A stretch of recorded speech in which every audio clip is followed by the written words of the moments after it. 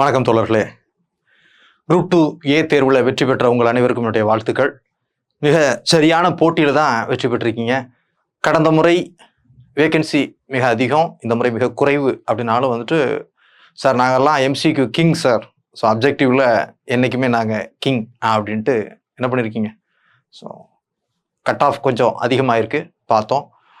So இந்த கடுமையான போட்டியிலும் வெற்றி பெற்றிருக்கீங்க. மிக திறமையானவர்கள் நீங்கள், நல்லா ஹார்ட் ஒர்க் பண்ணக்கூடியவங்க. உங்கள் அனைவருக்கும் என்னுடைய வாழ்த்துக்கள். ஸோ முதல் தேர்வுலே வெற்றி பெற்றுட்டு அடுத்து முதன்மை தேர்வில் தோல்வி விடுறது அப்படின்ற வழக்கத்தை இந்த முறை மாற்றிருங்க. ஏன்னா எப்போவுமே தோத்துக்கிட்டே இருக்க முடியாது இல்லையா. நிச்சயமாக நமக்கு ஒரு வெற்றி என்பது நமக்கு ஒரு அங்கீகாரத்தை கொடுக்கக்கூடியது. ஒரு அரசு வேலை என்பது தான் நமக்கான ஒரு ரெகக்னிஷன். அப்படின்றப்ப பார்த்தீங்கன்னா தொடர்ச்சியாக தோத்துக்கிட்டே இருக்கேன் அப்படின்னு சொல்லக்கூடாது. அது பெருமையான விஷயம் இல்லை. அப்போ இந்த முறை உங்களுக்கு வாய்ப்பு கிடச்சிருக்கு.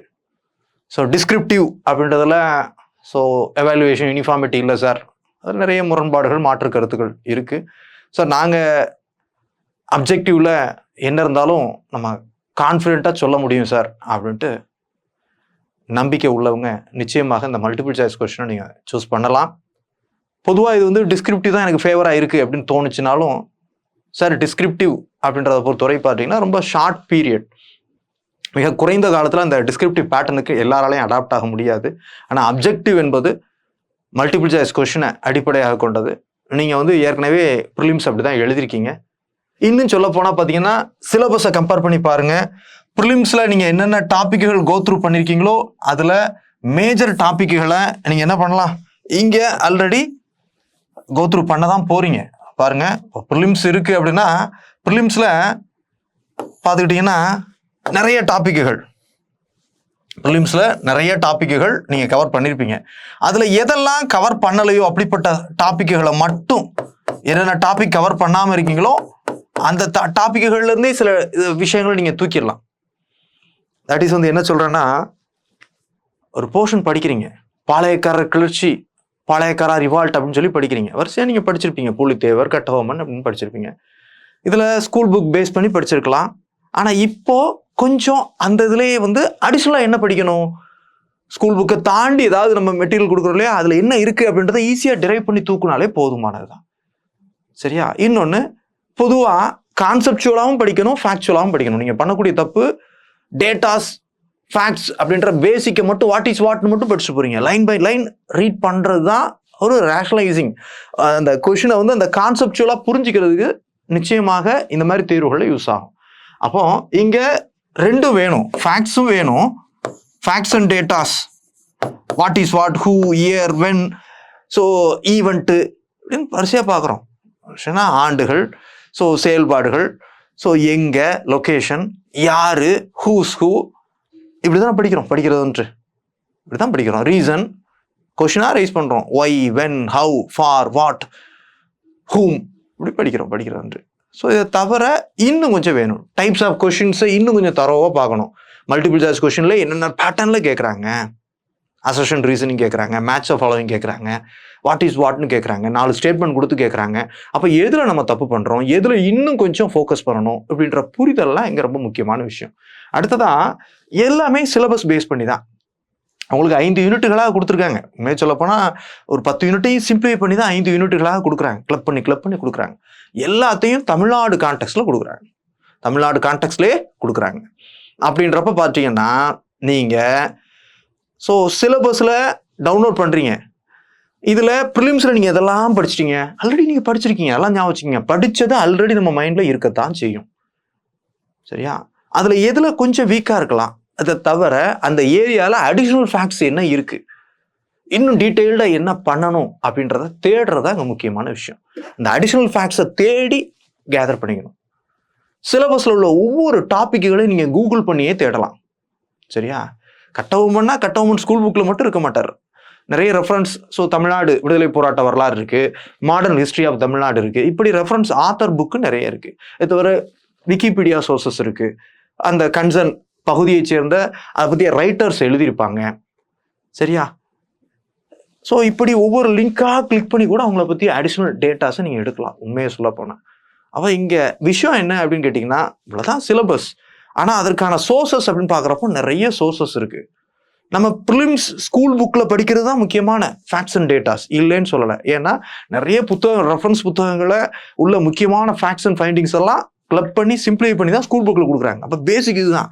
நெட்டு ஸ்லெட்டு எக்ஸாமுக்கே நான் பேசிக் அடிப்படை ஸ்கூல் புக்குன்னு சொல்லுவேன். காரணம் எல்லா சோர்ஸஸையும் ரெஃபர் பண்ணி அதில் உள்ள கீ ஃபேக்ட்ஸ் டேட்டாஸை தான் உள்ள கொண்டு வந்து டம்ப் பண்ணி வச்சுருப்பாங்க ஸ்கூல் புக்கில். அப்போ அது அடிப்படை.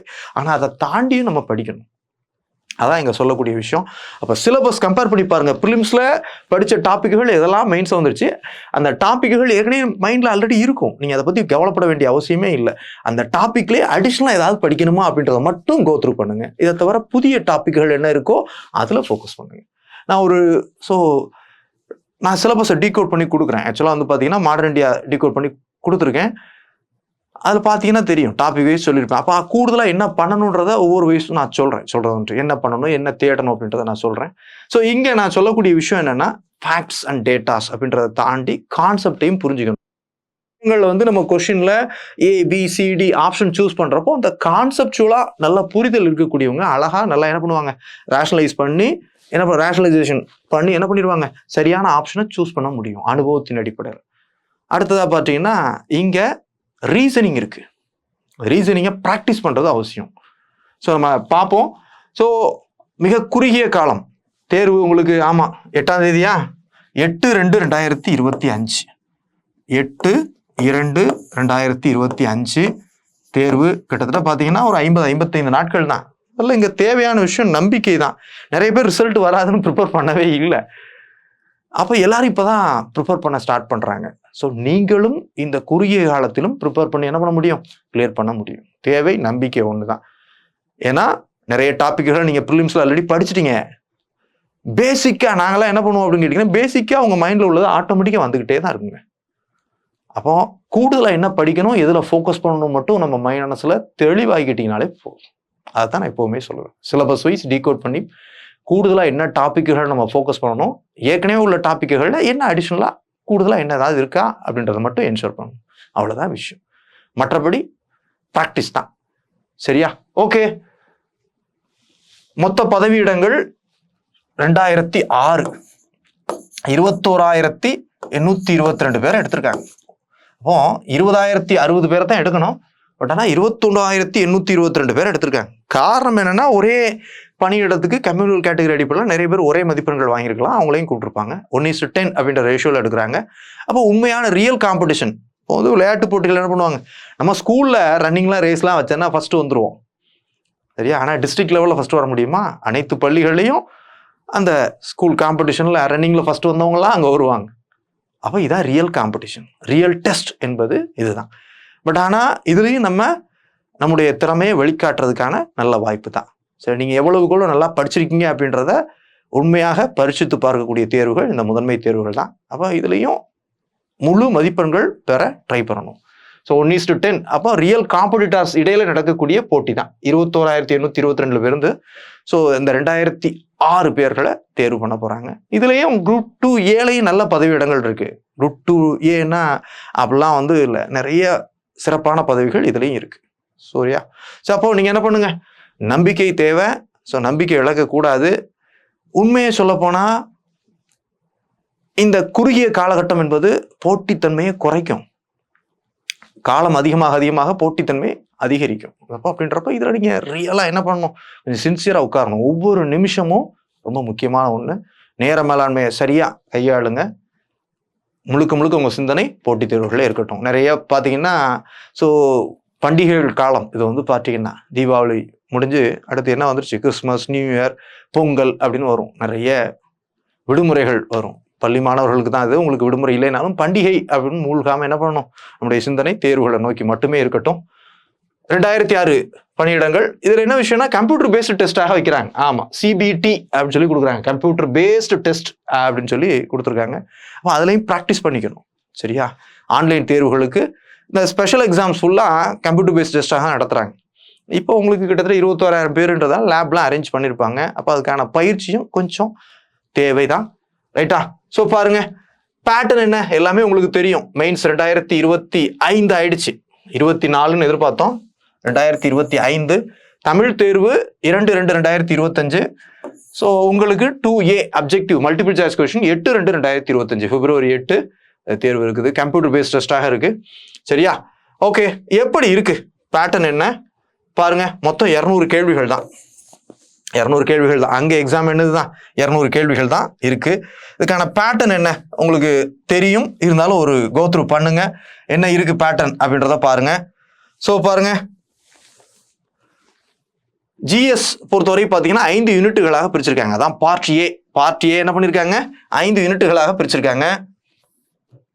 என்னெல்லாம் வருது அப்படின்னு பாருங்க. Modern history of Tamil Nadu. So கூடுதலாக என்ன பண்ணியிருக்காங்க பாருங்க, கிளப் பண்றாங்க பாருங்க. என்ன கிளப் பண்றாங்க பாருங்க, Tamil society and their culture and heritage அப்படின்னு சொல்லி கிளப் பண்றாங்க. அப்போ பாருங்க, மாடர்ன் ஹிஸ்டரி தான், மாடர்ன் இந்தியா தான். கூடுதலாக என்ன பண்ணியிருக்காங்க, யூனிட் 8 கிளப் பண்ணி வச்சிருக்காங்க. ஆனா எல்லாமே ஸ்பெஷல் ரெஃபரன்ஸ் டு தமிழ்நாடு தான். Modern India plus Tamil society ரெண்டையும் கிளப் பண்ணி ஒரு இதாக வச்சு எவ்வளவு கேட்கறாங்க, கிட்டத்தட்ட 20 கேள்விகள் கேட்கறாங்க. இந்த போர்ஷன் என்ன கேட்கறாங்க, 20 கேள்விகள் கேட்கறாங்க. 20 கேள்விகள் கேட்கப்பட இருக்குது. அடுத்ததா பாருங்க. So polity and administration, administration of states with special reference to Tamil Nadu அப்படின்னு கொடுக்குறாங்க. ஆனால் இது பார்ஷியலா 50% இந்தியன் பாலிட்டி தான் இருக்கு. ஆனால் கூடுதலாக அதுக்கப்புறம் உள்ள போர்ஷன் தான் முக்கியம். தமிழ்நாடு அட்மினிஸ்ட்ரேஷன் நம்ம ஏரியா அது வந்து பார்த்தீங்கன்னா, அப்போ செக்ரட்டேரியட், ஸோ அந்த chief secretary, secretariat, so principal secretary, additional chief secretaries, secretariat administration, சரியா? அப்புறம் டிஸ்ட்ரிக்ட் அட்மினிஸ்ட்ரேஷன், அப்புறம் டிவிஷனல் அட்மினிஸ்ட்ரேஷன், அப்புறம் தாலுக் அட்மினிஸ்ட்ரேஷன், வில்லேஜ் அட்மினிஸ்ட்ரேஷன் அப்படின்ற கான்டெக்ட்லையும் தமிழ்நாடு கவர்மெண்ட் ஸ்கீம்ஸ் அடிப்படையிலையும் இருக்கு. இந்த போர்ஷனை பொறுத்தவரை பார்த்தீங்கன்னா பாலிட்டி பிளஸ் அட்மினிஸ்ட்ரேஷன் தான். இதுக்கு 30. இதுதான் நீங்க ஃபோக்கஸ் பண்ண வேண்டியது. இது உங்களுக்கு தெரிஞ்சது தாங்க, ஆல்ரெடி தெரிஞ்சது தான். அப்போ எதுல ஃபோக்கஸ் பண்ணணும், இதுல 50% ஏரியா ரிமைனிங் இருக்கு பாருங்க. 50% பாலிட்டி பிளஸ் 50% அட்மினிஸ்ட்ரேஷன் இருக்கு பாருங்க. அந்த அட்மினிஸ்ட்ரேஷன்ல நீங்க ஃபோக்கஸ் பண்ணணும். சரியா? அதுல 15 கேள்விகள் இருக்கு, ஞாபகம் வச்சுக்கோங்க. அடுத்தது பாருங்க, science and technology in development தான். அப்போ அப்ளிகேஷன் ஓரியன்டா தான் இருக்க போகுது. அப்போ இதை கொஞ்சம் பாருங்க, கூடுதலாக என்ன டாபிக் கேட்கப்பட்டிருக்கோ அதில் முக்கியத்துவம் கொடுத்து படிங்க. பாருங்க, யூனிட் 3 வந்து என்னது, science and tech in development. அடுத்தது பாருங்க, இதுலயும் 2 கிளப் பண்ணி கொடுக்குறாங்க. இது polity plus administration, state administration. இது ஹிஸ்டரி பிளஸ் தமிழ் சொசைட்டி. இங்க என்ன சேர்த்து கொடுத்துருக்காங்க பாருங்க, Tamil Nadu economy and social issues இன் தமிழ்நாடு. ஆக்சுவலா எக்கானமி தான், ஆனால் இந்தியன் எக்கானமி இல்லை, Tamil Nadu economy. So social issues தான், ஆனால் ஸ்பெஷல் ரெஃபரன்ஸ் டு தமிழ்நாடு தான். இப்படி சேர்த்து கொடுக்குறாங்க. Main topic. அப்போ இதில் தமிழ்நாடு எக்கானமியை நீங்கள் பார்ஷியலி கோத்ரூ பண்ணியிருப்பீங்க. சோஷியல் இஷ்யூஸை பொறுத்த வரைக்கும் லாஸ்ட் டைம் மெயின்ஸ் எழுதியிருந்தா உங்களுக்கு தெரியும். குரூப் 2, குரூப் 1 மெயின்ஸ் எழுதுறவங்களுக்கு இது அனுபவம் இருக்கும். இந்த போர்ஷனை பொறுத்த வரைக்கும் ஒரு வகையில் எக்கனாமிக்ஸ் தான், ஆனால் இஷ்யூஸை மட்டுமே ஃபோக்கஸ் பண்ணி நிறைய ஃபேக்ட்ஸ் அண்ட் டேட்டாஸ் இருக்கு இந்த போர்ஷனை பொறுத்த வரைக்கும். இங்கே வெயிட்டேஜ் இதுதான், சரியா? Social issues. இங்கே வெயிட்டேஜ் தமிழ்நாடு சார்ந்த அட்மினிஸ்ட்ரேஷன், பாலிட்டி இல்லை, தமிழ்நாடு சார்ந்த அட்மினிஸ்ட்ரேஷன். இப்போ இதுக்கு எவ்வளவு இருக்கு, 20 மதிப்பெண்கள் இருக்கு. அடுத்தா பாருங்க, so geography, environment, so biodiversity and disaster management எல்லாத்தையும் கிளப் பண்ணிடுறாங்க. ஆனால் தமிழ்நாடு அடிப்படையில் இருக்கு. இதுக்கு ஒரு 15. அப்போ பாருங்க, ஆக மொத்தம் ஸோ இந்த பார்ட் ஏ என்று சொல்லக்கூடிய ஜெனரல் ஸ்டடீஸ் போர்ஷனில் எவ்வளோ கேள்விகள் கேட்க போறாங்க, 50, 65, 85, 100 கேள்விகள் கேட்க போறாங்க. எவ்வளோ கேள்விகள், 100 கேள்விகள் கேட்க போறாங்க. அப்போ இதுதான் உங்க ஜிஎஸ் பேப்பர். இதை பொறுத்தவரைக்கும் பார்த்தீங்கன்னா இந்த ஃபர்ஸ்ட் யூனிட் இருக்கு பாருங்க, modern India, so modern history of Tamil Nadu, Tamil society, எல்லாமே ஸ்கூல் புக் ஃபேக்ட்ஸ் தான். கொஞ்சம் ரெஃபரன்ஸ் புத்தகங்கள், கொஞ்சம் வெப்சைட்ஸில் வெளியே அந்த அவங்களுடைய கான்ட்ரிபியூஷன் அடிப்படையில் ஒவ்வொருத்தராக நம்ம தேட முடியுது. ரெஃபரன்ஸ் புத்தகங்களில் கொஞ்சம் டேட்டா இருக்குனாலும் ரொம்ப அதிகம் இல்லை. சரியா? இந்த போர்ஷன் உங்களுக்கு ஃபேவரான ஏரியா தான். அடுத்தது இந்த administration of states with special reference தமிழ்நாட்டில் பார்ஷியலாக பாலிட்டி இருக்கு, ரிமைனிங் வந்து ஸ்டேட் அட்மினிஸ்ட்ரேஷன் இருக்கு பாருங்க. நிறைய ஸ்டேட் கவர்மெண்டுடைய வெப்சைட்ஸை நீங்கள் ரெஃபர் பண்ண வேண்டியிருக்கும். சரியா? ப்ளஸ் டிஸ்ட்ரிக்ட் அட்மினிஸ்ட்ரேஷன், டிவிஷனல் அட்மினிஸ்ட்ரேஷன்லாம் அந்த பழைய குரூப் 2 அண்ட் குரூப் 1 பேட்டர்ன் உள்ள மெட்டீரியல். அப்போ இதெல்லாம் நீங்கள் ஏதாவது ரெஃபரன்ஸ் புக் மெட்டீரியல் நீங்கள் அகாடமியை டிபெண்ட் பண்ணி தான் ஆக வேண்டியிருக்கு இந்த போர்ஷனை பொறுத்த வரைக்கும். அப்போ இதுதான் இங்கே டாமினேட் பண்ணுது. அடுத்தா சயின்ஸ் அண்ட் டெக்கு நீங்கள் ஏற்கனவே உள்ளதை சமாளிச்சிக்கலாம், ப்ரிலிம்ஸ் வைஸ் கொஞ்சம் எக்யூப் பண்ணிக்கலாம். ஸோ சோஷியல் இஷ்யூஸ் இன் தமிழ்நாடு, ஸோ இது வந்து பார்த்தீங்கன்னா ஸ்டேட் எக்கானமி நிறைய பார்த்தீங்கன்னா சோர்சஸ் நிறைய இருக்கு. நான் ஜென்ரலாக சொல்கிறேன், என்னென்ன பண்ணணும் அப்படின்றத சொல்கிறேன். அப்போ இது வந்து 20 மதிப்பெண்கள். ஜியாகிரபி, இதுவும் பார்த்தீங்கன்னா ஸ்டேட் கவர்மெண்டுடைய ஃபாரஸ்ட் டிபார்ட்மெண்ட்டு அவங்களுடைய பாலிசி நோட் நிறைய இருக்குது. டிசாஸ்டர் மேனேஜ்மெண்ட்னா ரெவன்யூ டிபார்ட்மெண்ட்டுடைய பாலிசி நோட் இருக்குது. இப்படி நிறைய ரெஃபர் பண்ண வேண்டியிருக்கு. இது நான் சிலபஸ் எக்யூட் பண்ணுறப்போ என்னென்ன பண்ணலாம் அப்படின்றத நான் சொல்கிறேன். ஆக்சுவலாக வந்து பார்த்தீங்கன்னா ஸோ பாருங்க, அப்போ GS that is part A 100 கேள்விகள் கேட்குறேன். 100 கேள்வி இது வந்து மேக்ஸிமம் வந்து பார்த்தீங்கன்னா இதில் மார்க் வந்து விட்டுறக்கூடாது. ஸோ ஜிஎஸ் வந்து கஷ்டம் அப்படின்ட்டு ப்ரிலிம்ஸில் விட்ட மாதிரி 65 போட்டேன் 70 போட்டேன்னு சொல்லக்கூடாது. ஜிஎஸ்ல இன்க்ளூடிங் மென்டல் எபிலிட்டி. இங்கே மென்டல் எபிலிட்டி இல்லை. அப்போ முழுக்க முழுக்க என்னது தான்? ஸோ சப்ஜெக்ட் தான். 100 கேள்வியில் குறைந்தபட்சம் நீங்கள் 85 90 அடிக்க பார்க்கணும். எப்போவுமே மிஸ் பண்ணக்கூடாது. Line by line. இதில் நீங்கள் ஒரு கேள்வி தப்பு பண்ணீங்கனாலும் ரேங்கிங்கில் பின்னால் போயிட்டே இருப்பீங்க. 50 100 பேர் உங்களை தாண்டி போயிட்டே இருப்பாங்க. அப்புறம் முக்கியம். ஸோ டிஸ்கிரிப்டிவை பொறுத்த வரைக்கும் என்ன எழுதினாலும் மார்க்கு குரூப் 2 டிஸ்கிரிப்டிவ்ல. ஆனால் இங்கே நீங்கள் ஒரு கேள்வி தப்புனாலும் என்ன பண்ணுவீங்க? ரேங்கிங்கில் பின்னால் போயிட்டே இருப்பீங்க. கொஞ்சம் நாள் தான் ஒரு தம்பி ப்ரிலிம்ஸில் மிஸ் பண்ணிட்டேன் சார் அப்படின்னு சொல்கிறப்போ ஒரு மார்க் தான் குறைவாக இருக்காரு. ஆனால் என்ன பண்ணிடுறாங்க? அவரோட கொஞ்சம் மார்க் அதிகம் 1 மார்க் 2 மார்க் உள்ளவங்களாம் உள்ள கிளியர் பண்ணிட்டு வந்துட்டாங்க. அவர் பின்தங்கிட்டார். சரியா? அப்போ அந்த ஒரு கேள்வி என்பது இங்கே முக்கியமான விஷயம். இங்கேயே அதே தான். அவர் சர்வீஸ்க்கு உங்களை உள்ளே போகிறது, ஸோ இன்டர்வியூவும் இல்லை அப்படின்றப்போ ஒவ்வொரு மதிப்பெண்களும் ரொம்ப முக்கியம். கொஸ்டினை சூஸ் பண்ணி ஸோ நீங்கள் ஆன்சரை சூஸ் பண்ணுறப்போ எவ்வளவு ஃபோக்கஸ்டாக இருக்கணும். ரொம்ப யோசிச்சிடக்கூடாது. சில நேரங்களில் ரொம்ப யோசிச்சு தப்பு பண்ணுவோம். அந்த மாதிரி போகக்கூடாது. அப்போ தெளிவுபடுத்திக்கங்க. சரியா? 100 மதிப்பெண்கள். அடுத்ததாக பாருங்க, இந்த முறை டிசைடிங் ஃபேக்டராக இந்த ஜென்ரல் இன்டெலிஜென்ஸ் அண்ட் ரீசனிங் தான் இருக்க போகுது. காரணம் 40 மதிப்பெண்கள் இதுக்கே இருக்கு. அப்போ ஜிஎஸ்க்கு 100 மதிப்பெண்கள், அடுத்ததா ரீசனிங்க்கு 40 மதிப்பெண்கள், தமிழுக்கு 6, ஆங்கிலத்துக்கு 60 மதிப்பெண்கள் இப்படின்ட்டு தான் பேட்டர்ன் கொடுக்குறாங்க. இதில் பாருங்க, இந்த ரீசனிங் என்பது நீங்கள் ஏற்கனவே போட்டது தான். மென்டல் எபிலிட்டியோட ரீசனிங் பார்த்துருப்பீங்க. 25ல் ஒரு 3 4ன்னு கேட்டிருப்பாங்க. ஆனால் இப்போ ரீசனிங்கை மட்டுமே நல்லா டீகோட் பண்ணி ஒவ்வொரு டாப்பிக்குகளாக கொடுக்குறாங்க ரீசனிங் வந்து. அப்போ அந்த ரீசனிங்கை பொறுத்தவரைக்கும் பார்த்தீங்கன்னா ப்ராக்டிஸ் ரொம்ப முக்கியம். எப்போவுமே ரீசனிங் வந்து நிறைய டைப்ஸ் இருக்குது. இருந்தாலும் நல்ல புரிதலோடு நம்ம ஒவ்வொன்றையும் அந்த அது வந்து என்ன பண்ணிடணும், நம்மளை டியூன் பண்ணி விட்டுரும். நம்மளுடைய ஐக்யூவை டியூன் பண்ணி விடக்கூடியது தான் அந்த ரீசனிங். அப்போ ஒவ்வொரு டாபிக் வைஸும் முன்ன வந்து பார்த்தீங்கன்னா 2008-9களில் பேங்க் எக்ஸாம் ப்ரிப்பேர் பண்ணுறப்போ பார்த்தீங்கன்னா அகாடமியில் நாங்கள் வந்து ரீசனிங்க்கு என்ன பண்ணியிருப்பாங்கன்னா ஸ்பைரலாக போட்டுருவாங்க. ஒரு டாபிக் அப்படின்னு பார்த்தீங்கன்னா அந்த டாப்பிக்கில் என்ன பண்ணுவாங்க, ஸோ வென் டயக்ராம்னு இருக்கலாம், அல்லது ஜென்ரல் ரீசனிங் இருக்கலாம். இப்படி ஒவ்வொரு டாப்பிக்காக இருக்கும். மிரர் இமேஜ் இருக்கும், வாட்டர் இமேஜ் இருக்கும், இப்படி நிறைய டாப்பிக்கள் இருக்கும். அப்போ நிறைய ப்ராக்டிஸ் பண்ணுவோம் வந்து பார்த்தீங்கன்னா. அப்போ ஒவ்வொரு செட்டாக போட்டு வச்சுருப்பாங்க. ஒரு 30-40 ஸ்பைரலாக போட்டு வச்சுருப்பாங்க சார் வந்து பார்த்தீங்கன்னா. அப்போ ப்ராக்டிஸ் பண்ணுறப்ப என்ன பண்ணுவோம், டெய்லி ஒரு டெஸ்ட்டு, அந்த 40 டெஸ்ட்டையும் திரும்ப போடுறோம்.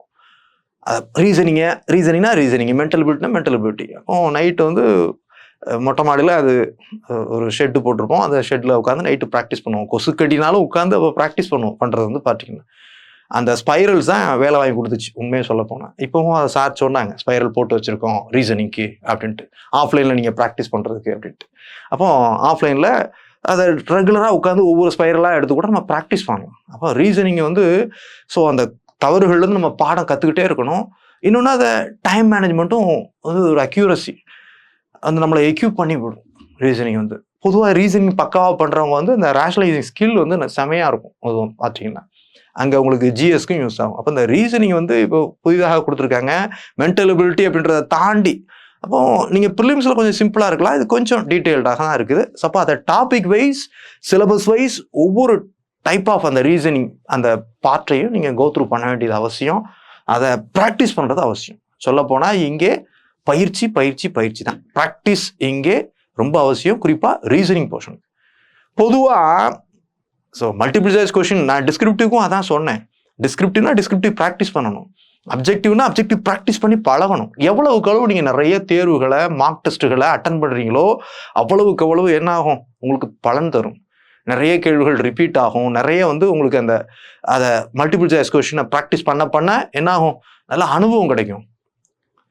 ஸோ நீங்கள் எந்த செக்டாரில் போகிறீங்களோ அது சார்ந்த இடத்துல இருக்கணுன்றது அவசியம். நீங்கள் ஒரு கபடி பிளேயராக விரும்புகிறீங்கன்னா கபடி கிரவுண்டில் தான் இருக்கணும். நீச்சல் பழக விரும்புகிறீங்கன்னா நீச்சல் கிரவுண்டில் இருக்க தான் செய்யணும். அதே மாதிரி தான் இங்கே அந்த டெஸ்ட் பேட்டர்னில் நீங்கள் எவ்வளவுக்கு எவ்வளவு பயிற்சி எடுக்கிறீங்களோ அவ்வளவுக்கு எவ்வளோ அதை உங்களை புஷ் பண்ணி கொண்டு போகும். எப்போவுமே புத்தக புழுவாக இருந்து நம்ம சப்ஜெக்டை படித்தோம் அப்படின்றத தாண்டி அதை உண்மையாக ப்ராக்டிஸ் பண்ணணும். கபடி என்பது வகுப்பறையில் நடத்துறது இல்லை, அது ஒரு ஐடியாவை கொடுக்கும். எப்படி செயின் பண்ணணும், எப்படி ஸோ புஷ் பண்ணி தள்ளி விடணும், என்னென்ன டாக்டிக்ஸ் யூஸ் பண்ணணும், ரைடு டாக்டிக்ஸ் என்னெல்லாம் இருக்குது, லெஃப்ட் ரைடு ரைட்டில் அப்போ கபடியில் அதை கிளாஸ் எடுத்து சொல்லுவாங்க கபடி. ஸோ எங்கள் பிடி மாஸ்டர் சொல்லி தருவார். பட் ஆனால் உண்மையான ஸோ திறன் எப்போ வெளிப்படும்னா அது உள்ள ப்ராக்டிக்கல் டிஃபிகல்ட்டிஸ் ஸோ எங்கே யூஸ் ஆகும்? நம்ம வந்து கிரவுண்டில் ப்ராக்டிஸ் பண்ணுறப்ப தான். அதே மாதிரி தான் மல்டிபிள் சாய்ஸ் கொஷின்னாலும் இங்கே ப்ராக்டிஸ் பண்ணுறது ரொம்ப அவசியமானவங்க. இல்லை ரீசனிங்க்கு நான் அந்த ஸ்பைரலை உதாரணமாக சொன்னது வந்து பார்த்தீங்கன்னா, அந்த ப்ராக்டிஸ் பண்ணுறதுக்கு ப்ராக்டிஸ் பண்ண தான் இங்கே வந்து நம்ம தவறுகள் வந்து பாடம் கற்றுக்க ஆரம்பிப்போம். ஸோ இன்னொன்று இயல்பாகவே வந்து அப்படி ப்ராக்டிஸ் பண்ணுறது என்ன ஆகும் கேட்டிங்கன்னா, ஒரு கொஷினை பார்த்தோன்னே ஆன்சர் டக்குன்னு 4 ஆப்ஷனில் அதை ஒர்க் அவுட் பண்ணாமலே சூஸ் பண்ணுவோம். அந்த அளவுக்கு பயிற்சி எடுத்தோம் அந்த பீரியட் வந்து பார்த்தீங்கன்னா. அப்போ ரீசனிங்கை பொறுத்தவரைக்கும் அந்த அளவுக்கு பயிற்சி அவசியம். இதில் வந்து பார்த்தீங்கன்னா 40க்கு 40 அடிக்கணும். மிஞ்சி போனால் 1, 2 தப்பு பண்ணலாம். இந்த ரீசனிங் ஆகட்டும், லாங்குவேஜில் ஃபுல் ஸ்கோர் அடிக்க ட்ரை பண்ணணும் எப்போவுமே. நீங்கள் ப்ரிலிம்ஸில் அப்படி தான் சக்ஸஸ் பண்ணியிருக்கீங்க லாங்குவேஜில். அதே மாதிரி தான் இங்கேயும். அப்போ 60 + 40னா இது 95+ அடிச்சிடணும். ஜிஎஸ்ல 80, 85 அடிக்கணும். 200க்கு 180+ போயிடணும் எப்போவுமே. சரியா? வருன்றதை அடிச்சு சொல்லணும். அதான் உண்மையான படிப்பு, உண்மையான ப்ரிப்பரேஷன்றது அதுதான். சார் எனக்கு இவ்வளோ போட்டிருக்கேன், வருமா வராதான்னு கேள்வியே கேட்கக்கூடாது. நான் அதான் சொல்லுவேன். அன்டவுட்டடாக ஜெயிக்கணும் எப்போவுமே வந்து பார்த்தீங்கன்னா, அதற்கு தேவை பயிற்சி தான். குறிப்பாக ரீசனிங்க்கு பயிற்சி தான். அடுத்து பொது தமிழ் அல்லது பொது ஆங்கிலம் அதே போர்ஷன் தான். ஆனால் சிலபஸ் என்னென்ன எதில் ஃபோக்கஸ் பண்ணுறோம் அப்படின்றத சிலபஸ் உங்களுக்கு கொடுத்துருக்காங்க. எல்லாத்தையும் சிலபஸ் அடிப்படையிலே படிங்க. அதுதான் நான் திரும்ப திரும்ப சொல்லுவேன். சிலபஸ் அடிப்படையிலே ப்ரிப்பேர் பண்ண கற்றுக்குங்க. அதுதான் இங்கே தேவையான ஒன்று. பொது தமிழோ பொது ஆங்கிலமோ அதுக்கு எவ்வளோ கொடுத்துருக்காங்க? ஸோ 60 கேள்விகள் அப்படின்றத கொடுக்குறாங்க. அப்போ இதுவும் வெயிட்டேஜ் பாருங்கள், 60 கேள்விகள். அப்போ 60 + 40 இதுக்கு 100 மதிப்பெண்கள் ஆச்சு. ஜிஎஸ்க்கு 100 மதிப்பெண்கள் ஆச்சு. ஆக மொத்தம் 200. ஜிஎஸ்ல 85+ போடணும் அப்படின்றத உறுதி பண்ணிக்கோங்க. ஸோ இங்கே ஜென்ரல் இன்டெலிஜென்ஸில் 40 போடலாம். சரியா? ஸோ தமிழோ அல்லது ஆங்கிலமோ இதை பொறுத்த வரைக்கும் 55 வரைக்காவது போடலாம். அப்போ இது 95. இதில் 1, 2 மிஸ் பண்ணலாம், இதில் 1, 2 மிஸ் பண்ணலாம். அப்போ 95 ஆயிடுச்சு. இங்கே 85. 180+ அப்படின்றது எப்போவுமே ஸோ கன்ஃபார்மாக உங்களுக்கு சர்வீஸ். எத்தனை பேர் போட்டி போடுறாங்க அப்படின்றதெல்லாம் இங்கே முக்கியமே இல்லை. நீங்கள் பண்ணுறத சரியாக பண்ணுறீங்களா? நீங்கள் வினா அந்த தாளோட தான் போட்டி போட போகிறீங்க. அதில் மட்டும் உங்களுடைய சிந்தனை இருக்கட்டும். ஓடக்கூடியவங்க எல்லாம் திறமைசாலிகள் அப்படின்றத தாண்டி சிலவங்க ஸோ ஸ்கூல் புக் மட்டுமே தரவாக இருப்பாங்க. ஆனால் அடுத்த கட்டத்தில் யோசிக்கிறதோ ஸோ அடுத்த கட்ட புரிதலையோ இன்னும் கொஞ்சம் குறைபாடு உள்ளவர்களாக இருக்கலாம். அப்போ நீங்கள் நான் அதுலேயும் பெஸ்ட்டு, என்னால் அதுலேயும் திறம்பட கொடுக்க முடியும் அப்படின்ற நம்பிக்கை உங்களுக்கு இருக்குது அப்படின்னா அதற்கான பயிற்சி எடுக்கணும், நல்லா படிக்கணும், தரோவா லைன் பை லைன் ரீட் பண்ணி படிங்க அப்படின்றதான் நான் சொல்லக்கூடியது. ஸோ பொது தமிழ் பொது ஆங்கிலம் எப்போவுமே எளிமையானது தான். ஆனால் அவங்க சிலபஸில் என்னென்ன ஏரியா ஃபோக்கஸ் பண்ண சொல்கிறாங்களோ அதை மட்டும் படிங்க. சிலபஸ் நான் இப்போ சொல்ல வரல, ஜிஎஸ்ஸோ இதெல்லாம் நான் சொல்லலை. ஸோ அதை நீங்கள் பார்த்துக்கங்க, உங்களுக்கு ஃபெமிலியரான ஏரியா தான். சரியா? அப்போ 180+ அடிப்பேன் அப்படின்ற நம்பிக்கையோட படிங்க. இங்கே போர்ஷனை பொறுத்தவரை பாருங்க, பொதுவாக இதில் நம்ம ஃபோக்கஸ் பண்ண வேண்டியது தமிழ் உங்களுக்கு இருக்கிற மெட்டீரியல் தான். ஸோ ரீசனிங் உங்களுக்கு கொடுப்பாங்க அல்லது ஏதாவது ஒரு அகாடமி சோர்ஸஸை நீங்கள் டிபெண்ட் பண்ணி தான் ஆகணும், நம்பி படிக்க தான் செய்யணும், படிங்க. ஜிஎஸ்ஸை பொறுத்தவரை பார்த்தீங்கன்னா ஜிஎஸ் சில விஷயங்கள் என்ன அப்படின்னு கேட்டிங்கன்னா, ஒன்று எப்போவுமே சிலபஸ் அடிப்படையிலேயே படிங்க. அவ்வளோதான் விஷயம். சிலபஸ் அடிப்படையில் படிக்கிறேன் அப்படின்றத உறுதிப்படுத்திக்கங்க. Syllabus 2 copy 3 copy. இன்னைக்கு ஒரு யூனிட் போகிறேன் அப்படின்னா அந்த யூனிட்ல ஒவ்வொரு டாப்பிக்குகளையும் டீகோட் பண்ணணும். அப்போ சிலபஸ் அண்ட் இட்ஸ் டீகோடிங் என்பது ரொம்ப முக்கியமான விஷயம். சிலபஸை டீகோட் பண்ணுங்க, அதில் என்ன இருக்கு. சரியா? அடுத்ததா இதில் நம்ம ப்ரிலிம்ஸில் படித்த கண்டென்ட்டும் இருக்கும்.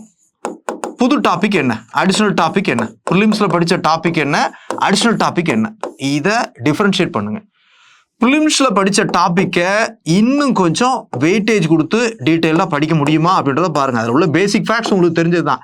அதில் கூடுதலாக வெயிட்டேஜ் கொடுத்து என்ன பார்க்கணுன்றதை பாருங்கள். அடுத்ததான் என்ன டாபிக்லாம் புதிதாக சேர்க்கப்பட்டிருக்கு. சிலபஸ் நாங்கள் அப்படி தான் பண்ணுவோம். சிலபஸ் டவுன்லோட் பண்ணி அதை மட்டும் மார்க் பண்ணி பாக்ஸ் போடுவோம்.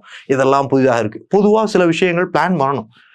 சரியா? அப்போ எதெல்லாம் புதிதாக சேர்க்கப்பட்ட டாபிக்குகள், ஏற்கனவே இருக்கக்கூடிய டாபிக்குகள் என்ன. சரியா? ஏற்கனவே இருக்கக்கூடிய டாபிக்களை வெயிட்டேஜ் ஏற்றணும்னா அதற்கான சோர்சஸ் என்ன இருக்குது, என்ன பண்ணணும், இது எங்கேருந்து எடுக்கணும். புதிதான டாபிக்குகளுக்கு என்ன சோர்சஸ், அதுக்கு எங்கேருந்து எடுக்கணும், என்ன பண்ணணும். இப்படி ஒவ்வொன்றையும் ஒவ்வொரு யூனிட்ல உள்ள ஒவ்வொரு டாபிக்குகளையும் நீங்கள் டீகோட் பண்ணி படிக்கணும் அப்படின்றது அவசியம். இயல்பாகவே ஒரு டாப்பிக்கான சோர்ஸ் என்ன அப்படின்னா, நான் அடிப்படையாக சொல்லிட்டேன், எப்போவுமே பேசிக் வந்து ஸ்கூல் புக்குகள் தான். ஸ்கூல் புக்கு ப்ரிலிம்ஸில் இருக்குது சார், மெயின்ஸ் அடிஷனலாக போகும்னா மெயின்ஸுக்கு வெளியே இருந்து எடுத்தாலுமே ஒரு ரெஃபரன்ஸ் புத்தகத்துலேருந்து எடுத்தாலும் அதில் உள்ள முக்கியமான ஃபேக்ட்ஸும் ஸ்கூல் புக்கில் கொண்டு வந்துட்டாங்க. சரியா? சரி, அப்போ ஸ்கூல் புக்கு அடிப்படை. இதை தவிர டாபிக் வைஸ் ரெஃபரன்ஸ் புத்தகங்கள் இருக்கு. இப்போ modern history special reference to தமிழ்நாடுனா அதற்கான புத்தகங்கள் இருக்கு. 2 ஆத்தர்கள் 3 ஆத்தர்கள் தான் இருக்காங்க. அப்போ சிலபஸ் வைஸ் அதுலேயே ஃபோக்கஸ் பண்ணி எடுக்கிறது.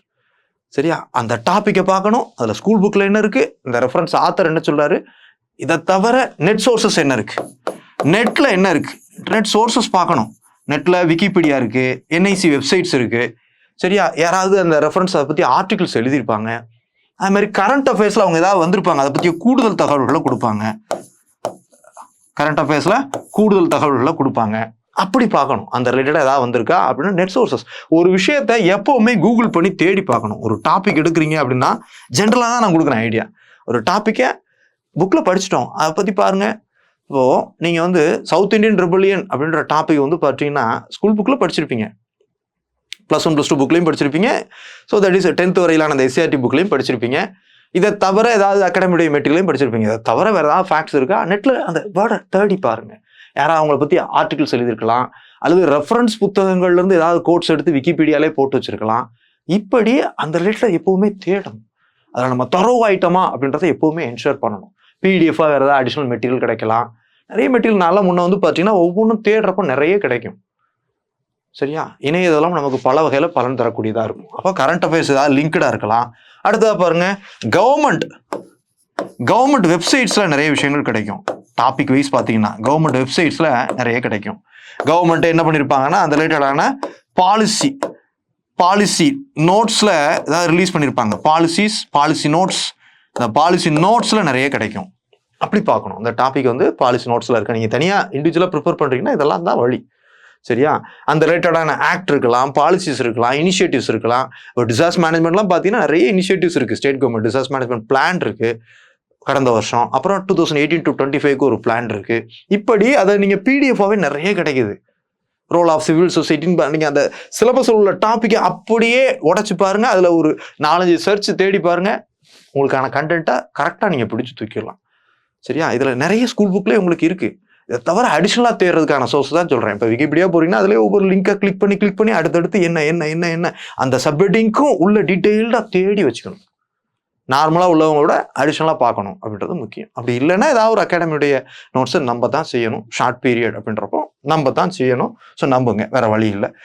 ஸோ அப்போது ரெஃபரன்ஸ் சோர்சஸ் குறிப்பாக பார்த்தீங்கன்னா இந்த ஜியாகிரபிக்கெலாம் நிறைய இருக்குது. ஜியாகிரபி ஆஃப் தமிழ்நாடுலாம் ஸ்டேட் கவர்மெண்ட்டுடைய அக்ரி வெப்சைட்ஸ் ரெஃபர் பண்ணலாம், ஃபாரஸ்ட் டிபார்ட்மெண்ட்டுடைய வெப்சைட் ரெஃபர் பண்ணலாம், என்விரான்மெண்ட் அண்ட் ஃபாரஸ்ட் டிபார்ட்மெண்ட்டுடைய, டிசாஸ்டர் மேனேஜ்மெண்ட்டை பொறுத்த வரைக்கும் ரெவன்யூ டிபார்ட்மெண்ட்டுடைய policy note, revenue and disaster management டிபார்ட்மெண்ட்டுடைய பாலிசி நோட்டை ரெஃபர் பண்ணலாம். பயோடைவர்சிட்டி அதெல்லாம் ஃபாரஸ்ட் டிபார்ட்மெண்ட்டுடைய பாலிசி நோட்டில் நிறைய இருக்குது. அப்போது இந்த மாதிரி தமிழ்நாடு கான்டெக்ட்லேயே படிக்கிறது ஒன்று. அதுமாதிரி தமிழ்நாடு எக்கானமி அப்படின்றப்ப பார்த்தீங்கன்னா நிறைய டிபார்ட்மெண்ட்டுடைய websites. Industries and commerce department, MSME டிபார்ட்மெண்ட்டுடைய வெப்சைட்டு, அதே மாதிரி கவர்மெண்ட்டுடைய பப்ளிக் செக்டார் யூனிட்ஸ் அண்ட் அந்த ஆர்கனைசேஷன்லாம் இருக்கு இல்லையா, டிட்கோ, சிட்கோ, டான்சி உள்ளிட்ட அமைப்புகளுடைய இந்த மாதிரிலாம் பார்க்கணும். எம்எஸ்எம்இ பாலிசிஸ், இந்த மாதிரி இனிஷியேட்டிவ் போகணும். சோஷியல் இஷ்யூஸை பொறுத்த வரைக்கும் ஒரு இஷ்யூ இருக்குது, சைல்டு மேரேஜ் அப்படின்னு ஒரு இஷ்யூ இருக்குது, அல்லது சைல்டு லேபர்னு அடிச்சிங்கன்னா ஸ்டாட்டிஸ்டிக்கல் டேட்டாஸ் அவசியம். சைல்டு மேரேஜ் அல்லது சைல்டு லேபர் இன் தமிழ்நாடு அப்படின்னு அடிச்சிங்கனாலே நிறைய சோர்சஸ் இருக்கும், பாலிசி இருக்கும். தமிழ்நாடு சில்ட்ரன்ஸ் பாலிசி இருக்கும், அதை எடுத்துக்கணும். இப்படி அதுக்கான வெப்சைட்ஸ்லாம் நிறைய இருக்குது. சோஷியல் இஷ்யூஸை பொறுத்த வரைக்கும் சோஷியல் ஃபேர் டிபார்ட்மெண்ட்டுடைய பாலிசின்னு எடுத்திங்கன்னா என்ன இருக்குது, children, women, old age, transgender எல்லாத்துக்குமான ஸ்கீம்ஸ் அண்ட் பாலிசிஸ்லாம் இருக்க தான் செய்யும். நான் முதல்ல இருந்தே சொல்லிட்டே இருக்கேன், இந்த பாலிசி நோட்டை படிக்க வேண்டியதுன்றது ரொம்ப அவசியம். ப்ரிலிம்ஸுக்கே நான் சொல்லிட்டு தான் இருக்கேன். நிறைய விஷயங்களை நான் எடுத்து கொடுக்குறத விட இங்கே தேடு, இங்கே பண்ணுன்னு தான் நான் உங்களுக்கு சொல்லுவேன். அப்போ அந்த தேடல் ரொம்ப அவசியம். சரியா, அடிஷ்னல் டாப்பிக்குகளுக்கு மட்டும் இப்படி தேடி பாருங்க. இருக்கிற டாப்பிக்குகள் உங்களுக்கு போதுமானதுதான். அதை கொஞ்சம் வெயிட்டேஜ் மட்டும் ஏற்றிக்கிட்டு மற்றபடி இந்த கூடுதல் டாப்பிக்குகளுக்கு இப்படி தேடுறது தான் ரொம்ப முக்கியமான விஷயம். நான் தேடத்தான் உங்களை சொல்கிறேன். சரியா, அதர்வைஸ் ஏதாவது டிபெண்ட் பண்ணுங்க. அகாடமிஸ் உங்களுக்கு எடுத்து கொடுக்குறாங்கன்னா நம்பி தான் ஆகணும், வேற வழி இல்லை. பாருங்க, அடுத்ததாக பாருங்க. அப்போ இந்த தமிழ்நாடு எக்கானமிக்கு எம்எஸ்எம்இ டிபார்ட்மெண்ட்டு, அது மாதிரி கவர்மெண்ட்டுடைய எக்கனாமிக் விஷனு, அது மாதிரி கவர்மெண்ட் அந்த எக்கனாமிக் இன்ஸ்டிடியூஷன், சோஷியல் இஷ்யூஸை பொறுத்த வரைக்கும் social welfare, differently able department, இவங்களுடைய பாலிசி நோட்ஸு இதெல்லாம் பார்க்கணும். சரியா, இப்போ சயின்ஸ் அண்ட் டெக் உங்களுக்கு ஏற்கனவே தெரிஞ்சது தான். அட்மினிஸ்ட்ரேஷனை பொறுத்த வரைக்கும் நிறைய ஸ்டேட் கவர்மெண்ட் வெப்சைட்ஸு இதுதான் நீங்கள் ரெஃபர் பண்ணுற மாதிரி இருக்கு. அதனால தான் சொல்லிட்டு இருக்கேன். எல்லாமே அவைலபிலிட்டி இருக்குது. நெட் சோர்ஸஸ் கையில் இணையம் இருக்குது. நீங்கள் கவலைப்பட வேண்டிய அவசியம் இல்லை. அடுத்தது பார்த்தீங்கன்னா நிறைய ரெஃபரன்ஸ் ஹிஸ்ட்ரி இந்த இதெல்லாம் பார்த்தீங்கன்னா ரெஃபரன்ஸ் புத்தகங்கள் உங்களுக்கு கிடைக்குது. ஒவ்வொன்றுமே ரெஃபரன்ஸ் புத்தகங்களை தேடலாம். நெட்டில் அடித்து ஸோ தமிழ்நாடு ஜியாகிரபி அப்படின்னு அடிச்சிங்கன்னா 4 புக்கு படம் காட்டும். அது என்ன புக்குன்றதை பார்க்கலாம். அதில் சிலபஸ் வைஸ் இந்த டாப்பிக்கெல்லாம் கவர் பண்ணிட்டோமா, இதில் கொஞ்சம் அப்டேட் இல்லாத வெப்சைட்டில் என்ன கவர் பண்ணணும் அப்படி தான் தேடுவோம். முன்னாடி நாங்கள் அப்படி தான் தேடுவோம்.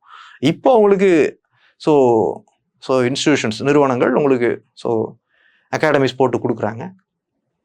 அப்போ அதனுடைய அதை சரி பார்த்துட்டு அதை நம்பி போங்க. சரியா? ஓகே. ஸோ சுரேஷ் அகாடமியை பொறுத்த வரைக்கும் அப்டேட் பண்ணி நல்லா கொடுத்துருக்காங்க. ஸோ அதை ஃபாலோ பண்ணுங்க. ஓகே. அப்போ ஜிஎஸ் இங்கே முக்கியமான விஷயம். அப்போ ஸ்கூல் புத்தகங்கள், அதுக்கான அடிஷனல் ஃபேக்ட்ஸுக்கு ரெஃபரன்ஸ் புத்தகங்கள், கோட்ஸ் ஆர் சேயிங்ஸு, அந்த fact findings, important datas, school book தவிர என்ன இருக்கோ அதை மட்டும் ஃபோக்கஸ் பண்ணி கோ த்ரூ பண்ணுங்க. நெட் சோர்சஸ் தேடுங்க, வெப்சைட்ஸ் தேடுங்க. ஸோ அந்த ரிலேட்டடான நியூஸு, இப்போ சோஷியல் இஷ்யூஸ்லாம் நிறைய கரண்ட் அஃபேர்ஸ் டேட்டாக்கள் முக்கியம். சோஷியல் இஷ்யூஸ்னாலே என்னது, unemployment, child labour, so dowry, death, இப்படி தான் இருக்கு இல்லையா? சரியா? இல்லிட்ரஸி. அப்போ அது எல்லாம் கரண்ட் அஃபேர்ஸ் ஓரியன்டாக இருக்கும். அந்த ரிலேட்டடாக நீங்கள் அடிச்சிங்கனாலே யூபிஎஸ்சி வெப்சைட்ஸ் வரும். அந்த ரிலேட்டடாக தமிழ்நாடு ஸ்டாட்டிஸ்டிக்கல் டேட்டாஸ் வரும். கவர்மெண்டுடைய ரிப்போர்ட்லேயே இருக்கும். அப்படி தான் எடுக்கிறதுன்ட்டு. ஸோ கவர்மெண்டுடைய வெப்சைட்ஸில் நிறைய ரெஃபர் பண்ணியிருக்காங்க. குறிப்பாக பார்த்தீங்கன்னா ஸோ கிரீன் தமிழ்நாடு விஷன் முதற்கொண்டு இந்த பக்கம் பயோடைவர்சிட்டி, என்விரான்மெண்ட் ரிலேட்டடாக நிறைய இனிஷியேட்டிவ்ஸ் எடுத்திருக்காங்க. டிஎன்ஷோரு, கிரீன் தமிழ்நாடு விஷன், சரியா? இது மாதிரி நிறைய இனிஷியேட்டிவ்ஸ் எடுத்திருக்காங்க. அதெல்லாம் வெப்சைட்ஸ்ல அப்படியே இருக்கு. இதை தவிர கவர்மெண்டுடைய பாலிசி நோட்ஸ்லையும் இருக்கு. இந்த பாலிசி நோட்ஸ் அப்படின்றது ஜென்ரலாகவே ஒரு 10-12 டிபார்ட்மெண்ட்டுடைய பாலிசி நோட்டை படிக்கணுன்றது அவசியம். Revenue and disaster management department பைலிங்குவலாகவே இருக்கும். ஒரு 15 ஆண்டுகளுக்கு முன்னாலாம் செக்ரட்டரியேட்டில் போய் தவம் கிடப்போம், பாலிசி நோட் கிடைக்குமா அப்படின்ட்டு ஜெராக்ஸ் போட்டு வாங்குவோம். இப்போ அப்படிலாம் இல்லை, வெப்சைட்டில் அப்லோட் பண்ணிட்டாங்க. ஆண்டுக்கு ஆண்டு அதை அப்டேட் பண்ணிட்டு கவர்மெண்டுடைய ஸ்கீம்ஸ், இனிஷியேட்டிவ்ஸ், திட்டங்கள்லாம் இருக்கு. அப்போ பாலிசி நோட்ஸ்லேயே வந்து பார்த்தீங்கன்னா revenue and disaster management policy அந்த department, rural development, social welfare department, education department, health department, agriculture department, அப்புறம் எம்எஸ்எம்இ டிபார்ட்மெண்ட், அப்புறம் டிஃபரெண்ட்லி ஏபிள்டு டிபார்ட்மெண்ட், சரியா? அக்ரி டிபார்ட்மெண்ட் ஏற்கனவே பார்த்துட்டோம். அப்புறம் என்விரான்மெண்ட் டிபார்ட்மெண்ட்.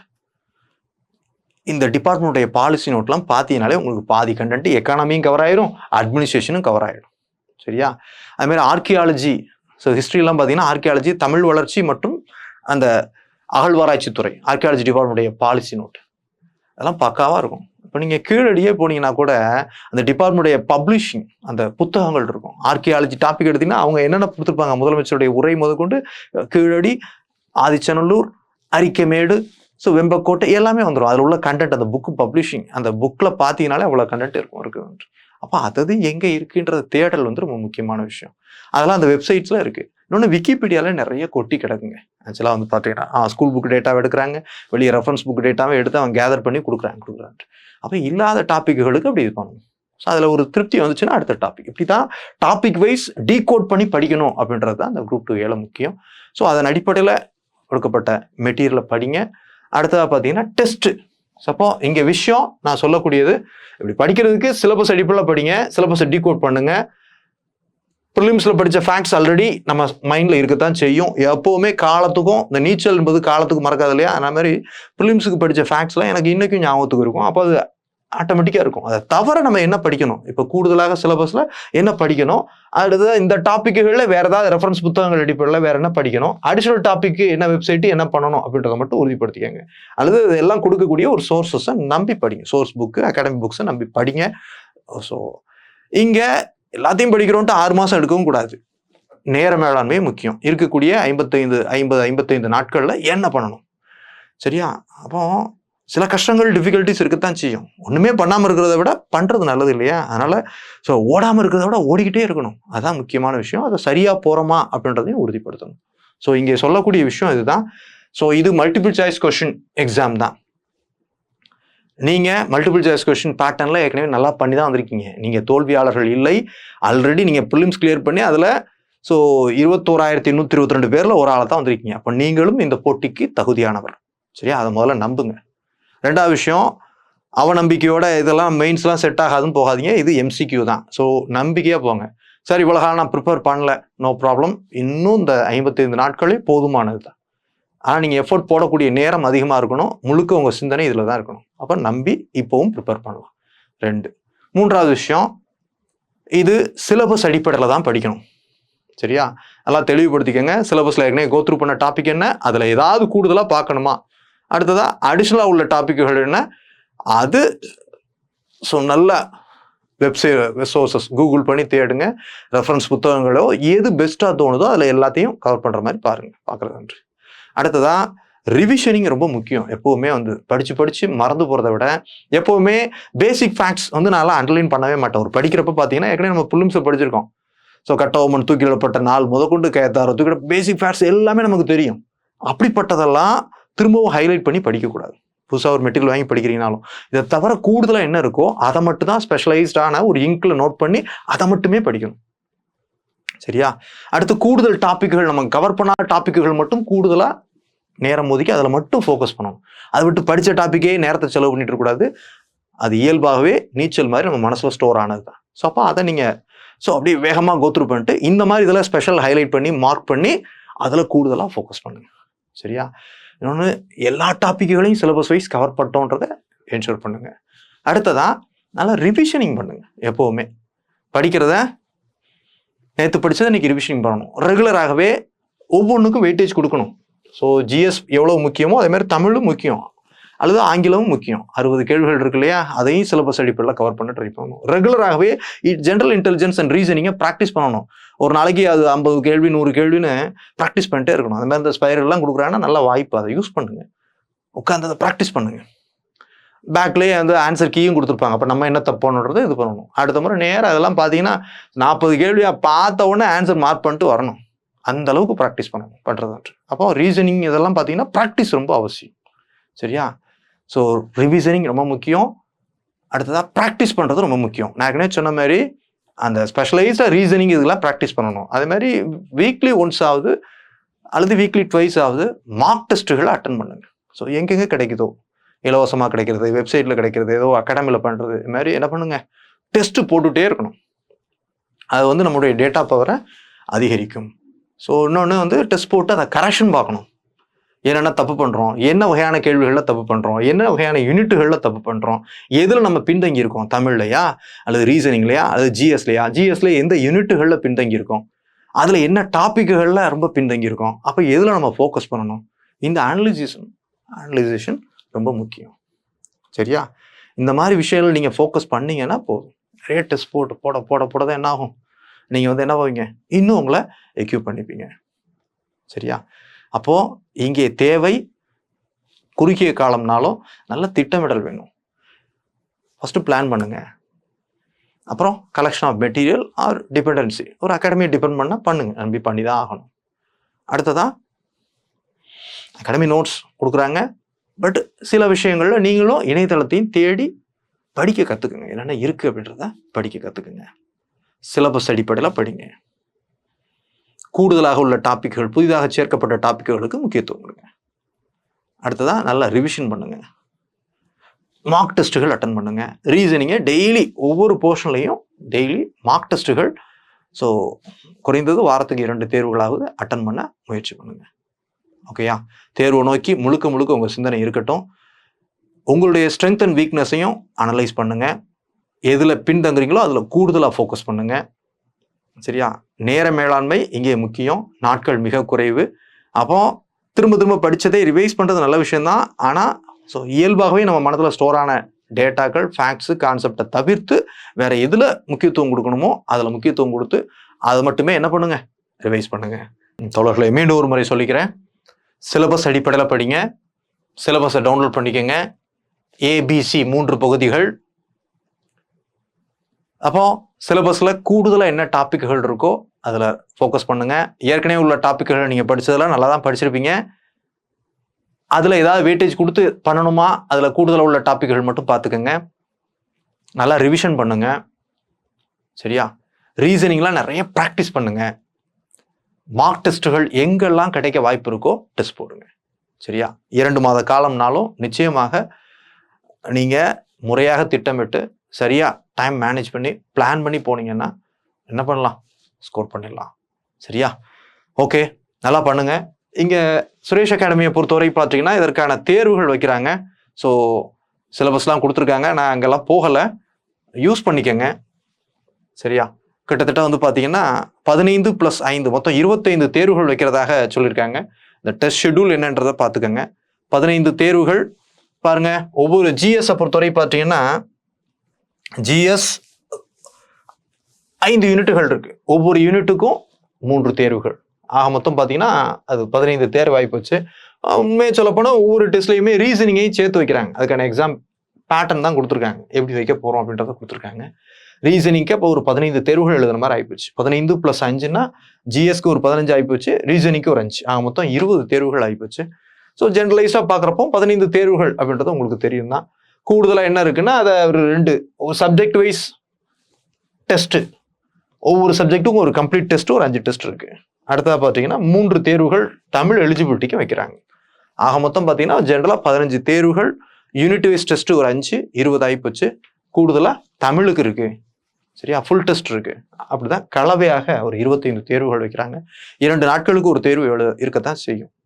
படிக்கிறோம் அப்படின்றத தாண்டி நம்ம சரியாக படிச்சிருக்கோமா அப்படின்றத ப்ராக்டிஸ் பண்ணுறது ரொம்ப முக்கியமான விஷயம். ஸோ அப்போ இந்த தேர்வுகளை பயன்படுத்திக்கங்க. ஸோ இலக்கு நோக்கி போங்க. முழு மனதோட 2 மாதம் இதற்காகவே உட்காருங்க. வெற்றி உங்களை தேடி வரும். உங்கள் அனைவருக்கும் வாழ்த்துக்கள். நன்றி. சுரேஷ் IAS அகாடமி, வெற்றியின் முகவரி.